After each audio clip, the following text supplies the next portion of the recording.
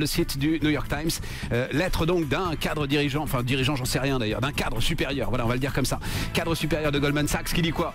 Qui dit qu'en gros les clients sont de véritables marionnettes, que le but du jeu c'est de leur faire avaler n'importe quoi et que le but du jeu c'est de servir les intérêts de la banque, toujours les intérêts de la banque, seulement les intérêts de la banque, jamais, absolument jamais les intérêts des clients. Ça fait beaucoup de bruit à New York.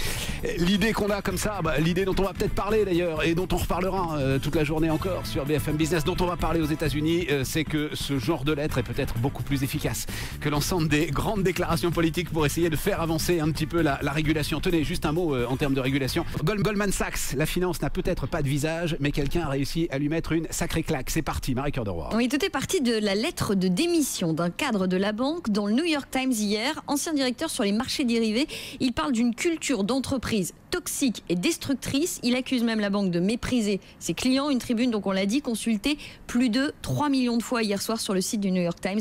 Emmanuel Dutail, notre correspondant aux États-Unis.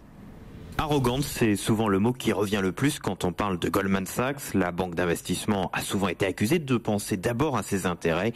Goldman Sachs aurait, par exemple, vendu sciemment des produits liés à l'immobilier juste avant la crise, tout en pariant elle-même de l'autre côté sur une chute du marché. En lisant la tribune de Greg Smith, on peut donc se dire que rien n'a changé. Pour monter dans cette entreprise, il faut, selon lui, refourguer aux clients des actions et des produits financiers dont Goldman cherche à se débarrasser.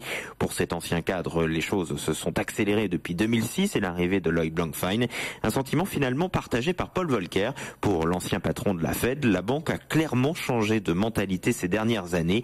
Et pourtant, Goldman Sachs a tenté ces derniers mois de modifier son image. Une campagne de communication a été lancée fin 2010 et surtout un audit des pratiques a été lancé. 2 mots en étaient alors ressortis, client et transparence. 2 mots, semble-t-il, vite oubliés. Voilà donc pour Goldman Sachs, 3 millions. 3 millions de lectures. Mais c'était, alors on est peut-être à 5 millions là. On n'a pas regardé ce matin.